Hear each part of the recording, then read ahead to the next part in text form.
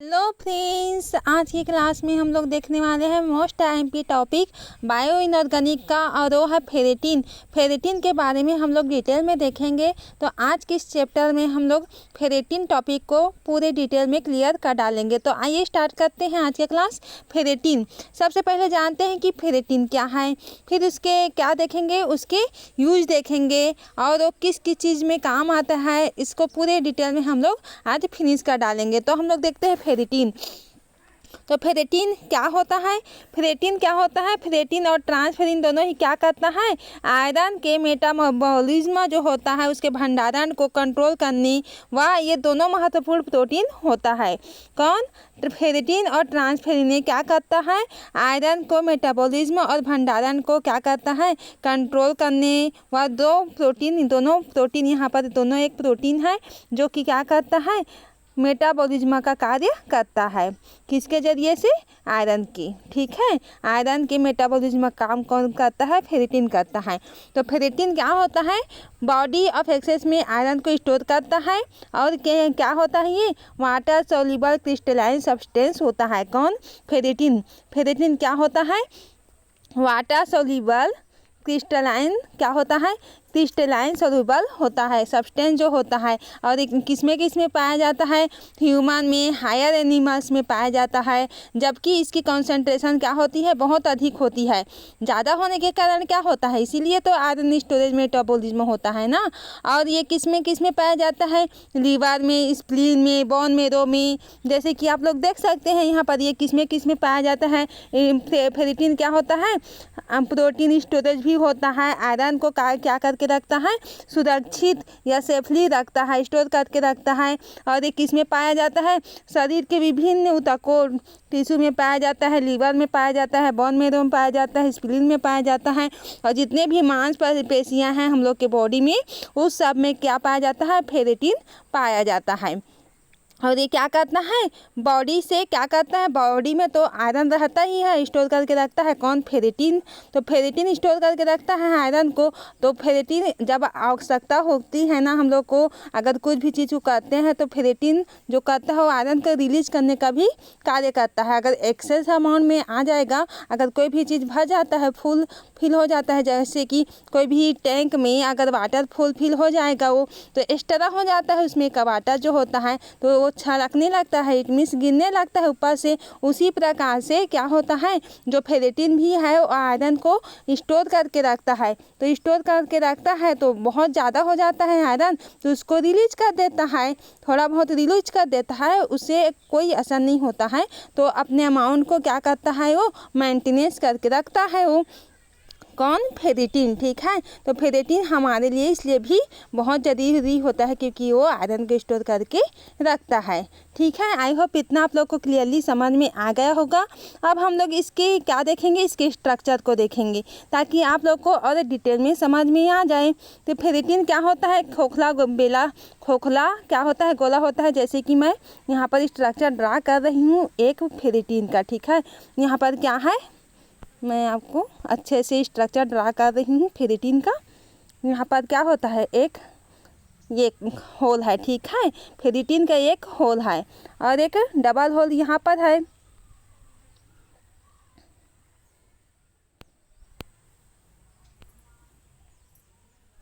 ये यहाँ पर एक और होल है। ठीक है, यहाँ पर फेरेटिन का।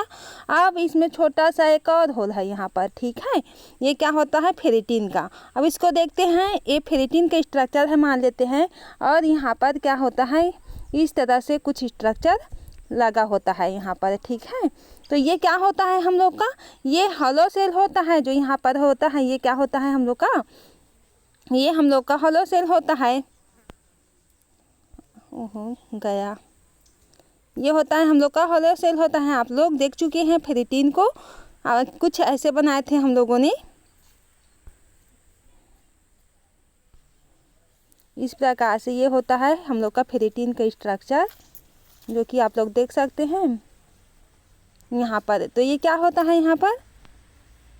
ये इस प्रकार से ऐसे स्ट्रक्चर होता है फेरेटिन का। तो यहाँ पर क्या होता है? इसमें फेरेटिन के यहाँ पर जो कोड होता है ना, यहाँ पर इसमें क्या होता है? इसमें आयरन कोड होता है। ये क्या होता है, आयरन कोर होता है, ठीक है, हम लोग का आयरन कोर होता है यहाँ पर।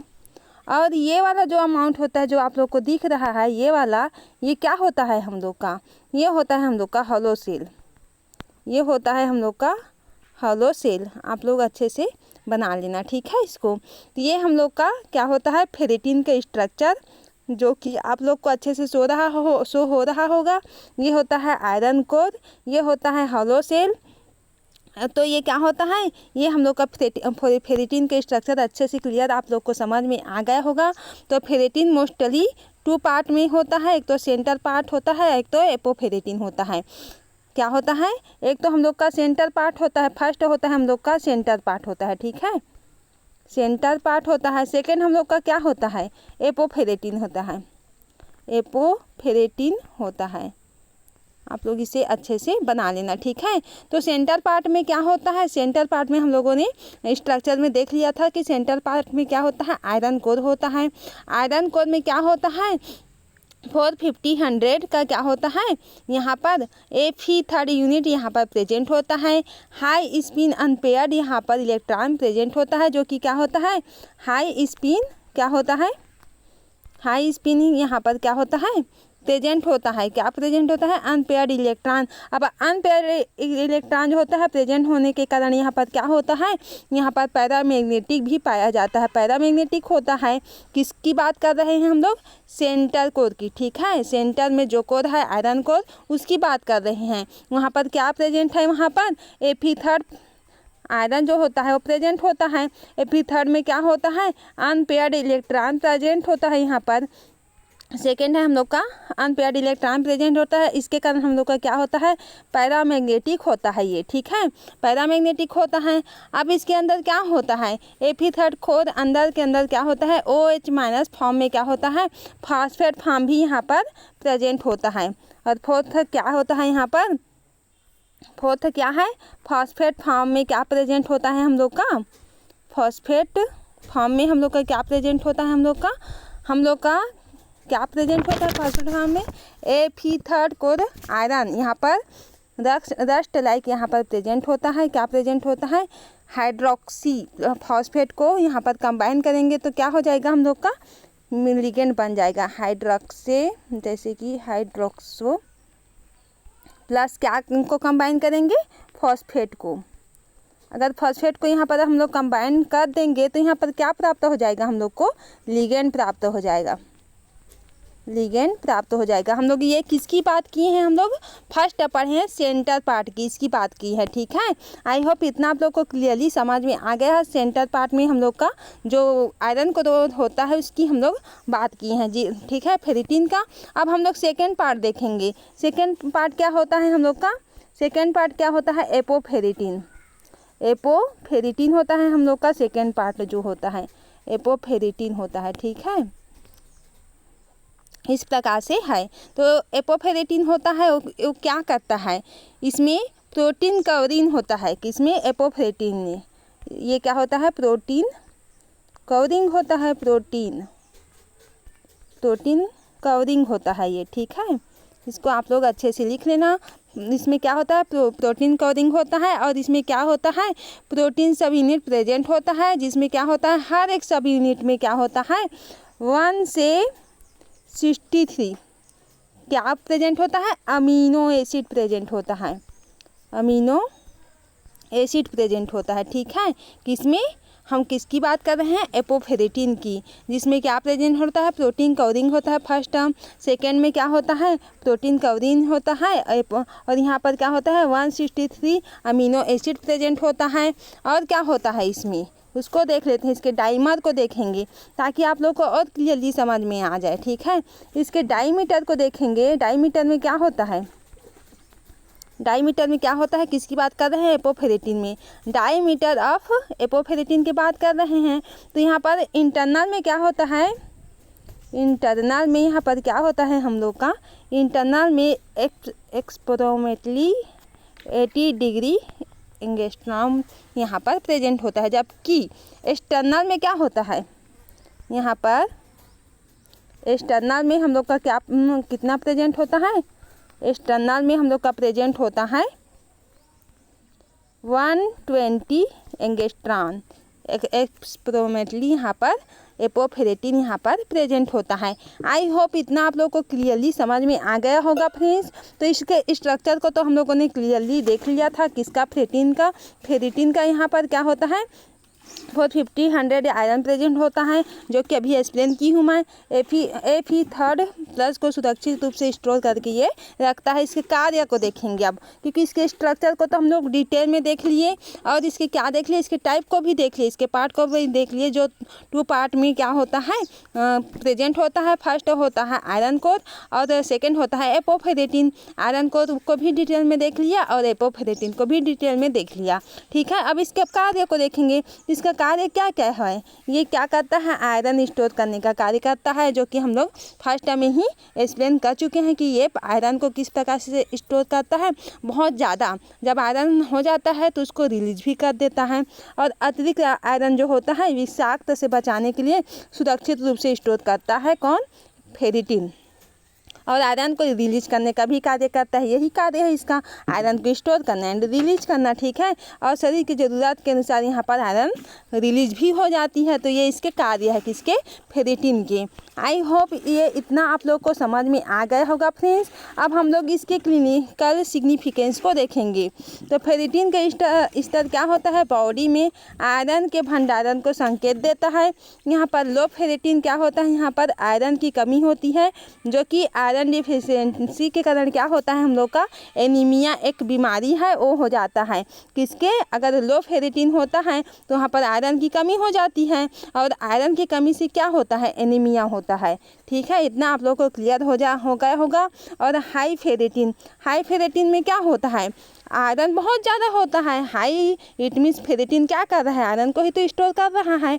तो उसमें क्या कर रहा है कि आयरन बहुत ज़्यादा हो जा रहा है, और ज़्यादा होने के कारण क्या हो जाता है, यहाँ पर हीमोक्रोमेटिस क्या होता है, एक डिसीज होता है, वो हो जाता है, ठीक है। अगर ज़्यादा मात्रा में फेरेटिन होगा वो हमारे लिए नुकसानदायक है। तो आयरन ओवरलोड डिसऑर्डर हो जाता है, हेमोक्रोमेटिस यहाँ पर हो जाता है हम लोग को, ठीक है।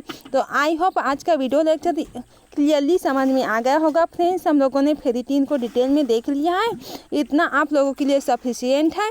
मैंने जितना आप लोग को समझाई हूँ यहाँ पर लिख कर उसको आप लोग नोट डाउन कर लेना। यहाँ पर मैं आप लोगों के लिए इतना ही नोट्स यहाँ पर बनाई हूँ, और आप लोग जितना समझाई हूँ उसको नोट डाउन कर लेना। और फेरेटिन को एक बार और यहाँ पर स्ट्रक्चर को ड्रा कर देती हूँ, ताकि आप लोग को और अच्छे से यहाँ पर समझ जाए।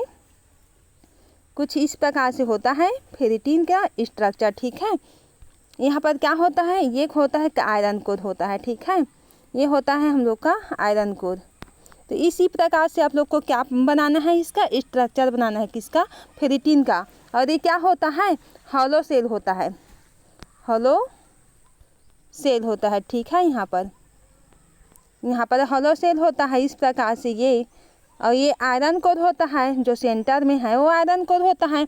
और आयरन कोर क्या इसको होता है, सेंटर पार्ट होता है। तो सेंटर पार्ट को तो हम लोगों ने डिटेल में देख लिया है कि इसमें Fe3 कोर अंदर में वो चीज़ माइनस फॉर्म में होता है, फॉस्फेट ग्रुप पाया जाता है। यहाँ पर रस्ट लाइक मटेरियल पाया जाता है, किसमें, यहाँ पर आयरन कोर में, ठीक है। और हाइड्रोक्सो प्लस फॉस्फेट अगर कंबाइन होगा तो लिगेंड बना लेगा। और हम लोगों ने सेकेंड पार्ट क्या देख लिया था, एपोफेरेटिन। और एपोफेरेटिन का पार्ट क्या होता है, यहाँ पर, ये तो हॉलो हो गया। और सेकेंड पार्ट क्या होता है, एपोफेरेटिन। तो एपोफेरेटिन इस प्रकार से यहाँ पर हम लोग को एपोफेरेटिन मिल जाएगा। सेकेंड पार्ट जो होता है वो हम लोग का एपोफेरेटिन होता है, ठीक है। इसी में कंबाइन है। तो इट इज़ प्रोटीन कवरिंग होता है, कौन, एपोफेरेटिन प्रोटीन को कवर करके रखता है। और इसमें ही क्या पाया जाता है, अमीनो एसिड पाया जाता है। और इसका डायमीटर ऑफ एपोफेरेटिन का इंटरनल देखे हैं, एक्सटर्नल देखे हैं। आज का वीडियो लेक्चर आप लोग को फुली समझ में आ गया होगा फ्रेंड्स। और एक टॉपिक को आप लोग को मैं बता देती हूँ यहाँ पर, क्योंकि किसी भी टॉपिक को आप लोग के लिए छोड़ना उचित बिल्कुल भी नहीं है। तो इसलिए मैं सब पूरा इसके टॉपिक को ही मैं आप लोग को क्लियरली समझा दूँगी, ठीक है। तो यहाँ पर क्या होता है, यहाँ पर एक होता है किसमें, एपोफेरेटिन में। एपोफेरेटिन में क्या होता है, यहाँ पर इस प्रकार से लगा होता है। यहाँ पर ये होता है हम लोग का नॉन पोलर ग्रुप, इस प्रकार से लगा होता है कुछ ऐसा, ठीक है। तो यहाँ पर क्या होता है, ये नॉन पोलर और यहाँ पर क्या होता है पोलर। जैसे कि एन एन यहाँ पर दोनों क्या होते हैं प्रेजेंट होते हैं यहाँ पर, तो दोनों प्रेजेंट होने का कारण क्या होता है ये नॉन पोलर चैनल होता है। ठीक है, नॉन पोलर चैनल होता है। जबकि एन यहाँ पर प्रेजेंट है, यहाँ पर देख सकते हैं आप लोग, यहाँ पर नॉन पोलर हो गया, जबकि एन ये डिफरेंट हो गया, तो यहाँ ये क्या हो जाता है हम लोग का पोलर हो जाता है। ठीक है, हम लोग का पोलर एंड हो जाता है। इसी प्रकार से यहाँ पर ई लग जाएगा और यहाँ पर क्या हो जाएगा हम लोग का एन यहाँ पर फिर से लग जाएगा। तो इस प्रकार से क्या होता है हम लोग का एन यहाँ पर से लग जाएगा। आई होप इतना क्लियर हो गया होगा। मैंने आप लोग को ये बताया अभी कि पोलर होता है, नॉन पोलर होता है किस में प्रेजेंट होता है, एपोफेरेटिन में। ठीक है, इसमें नॉन पोलर जो चैनल में होता है वो क्या करता है, ये आयरन को क्या करता है इंटर करने का कार्य करता है। जो हम लोग आयरन देखे हैं जो रिलीज कर रहा है, स्टोर कर रहा है कौन फेरेटिन, तो इसमें क्या हो रहा है नॉन पोलर चैनल प्रेजेंट है, चैनल प्रेजेंट है पोलर वाला। ठीक है, तो नॉन पोलर क्या कर रहा है यहाँ पर, नॉन पोलर में क्या हो रहा है आयरन जो होता है इंटर होता है। ठीक है, और आयरन इंटर होने के कारण यहाँ पर क्या होता है Fe2+ आयन यहाँ पर प्रेजेंट होता है। तो ये क्या होता है, ये इसी कारण नॉन पोलर में ये इंटर होता है। तो इस प्रकार से आप लोगों को समझ में आ गया होगा फ्रेंड्स। और इसके एप्लीकेशन को तो हम लोगों ने डिटेल में देख लिया है, अच्छे से समझ लिया है।